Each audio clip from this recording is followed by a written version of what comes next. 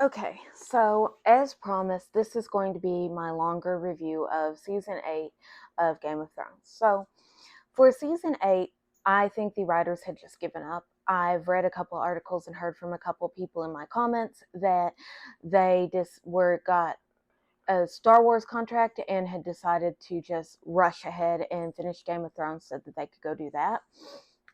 And for a multi-million-dollar franchise with so much merch related to it and everything, and so many people that loved this show, I personally think it is ridiculous the fact that they decide to rush this ending. Because what do you mean you don't care anymore?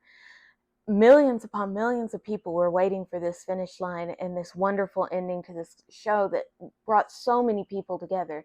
How many other shows do you know of that had watch parties? So seeing them kill off Missandei, two dragons, and then Daenerys at the end, it was a lot to process, honestly, and it all felt like that. And we, as a fandom, I think, and please don't let me speak for everybody, that it made no sense. Daenerys, throughout the whole show, up until like season 8, said, I don't want to rule over ash and bone.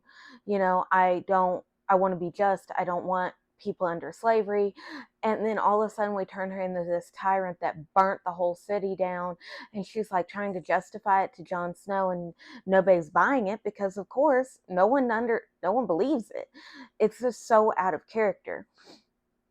And then to see the ending, the last episode, because yes, stuff happened in season 8, but it felt like filler, filler, filler, filler, great moment, filler, filler, filler, filler, filler, to me anyway. Cersei is standing there, she's waiting for, victory, and then she's all of a sudden like running for her life, which understandable. I mean, if there was dragon burning down the city around me, I'd be running too. But it is so depressing to me that they gave no arcs to anybody. Jaime's redemption arc got thrown to the wind. Brienne ends up, still alone. Not that she needed like the happily ever after trope, but I mean, you had all the slow burn build up to them being a whole thing, and then poof. And Jon Snow still is whining. Sansa is still acting like, for some unknown reason, she's got all this political knowledge now. And she's, what, 16, 17 years old? So dumb. And I like Sansa. I'm not a Sansa hater, but that was just really odd in my opinion. And Bran all of a sudden decides that he's going to be king, even though he doesn't want to, but he's like, oh yeah, I'll be king. What the heck was that? And then poor Samwell Tarly is like, oh, what about democracy? And everybody's like, oh, yeah, cool. Let's ask the horses and the dogs as well. Okay, if you thought for half a second about that, you might felt differently.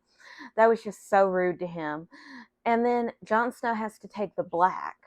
What the heck was up with that? He's already like a member of the Night's Watch. And then he goes through the wall to live with the wildlings and Ghost. We don't see any other mention of Nymeria, even though, as canonically as we know, she's still alive. We don't get Lady Stoneheart. Like, this was all just so rushed, and the ending sucks. We didn't even get a full 10 episodes. We got 8, and there was nothing there that says, this is a completed story. Drogon goes off with Daenerys. So, I mean, maybe that's an opening to a revision in a few years. I have no idea. But it's so depressing to me that you take this wonderful show, you cut out so many important storylines, you do away with everybody's redemption arcs, with everybody's character growth, and for what? The last council we see has Asha, or Yara. If you're only a show watcher, it's Yara. But if you're like me and you read the book, I will always refer to her as Asha, who wasn't even part of the battle. I guess she shows up afterwards. We see Samwell Tarly, who shouldn't even have the house like his sister should, right? Where's she at?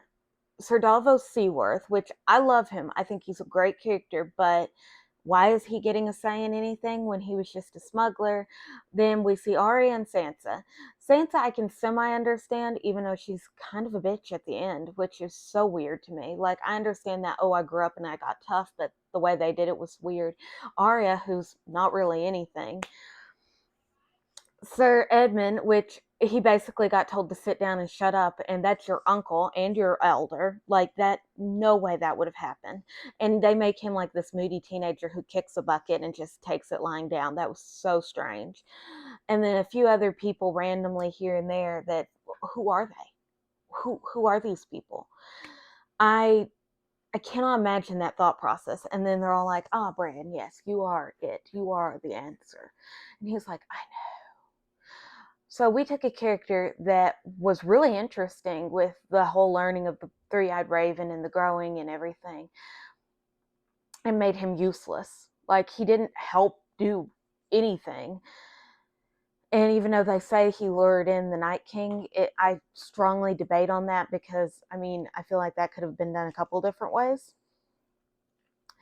But yeah, this ending was so depressing to me. For a show that this is my first time watching and reading, I am starting the show back over because I'm not done with the books and I don't want to start House of the Dragon until I'm reading Fire and Blood.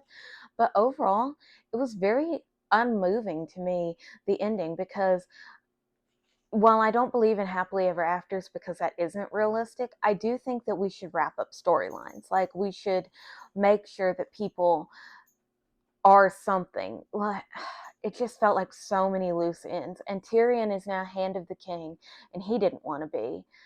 That makes no sense. I mean, he's all for a world of a better place, and he loses everything as well. So shouldn't he rule Castle Rock?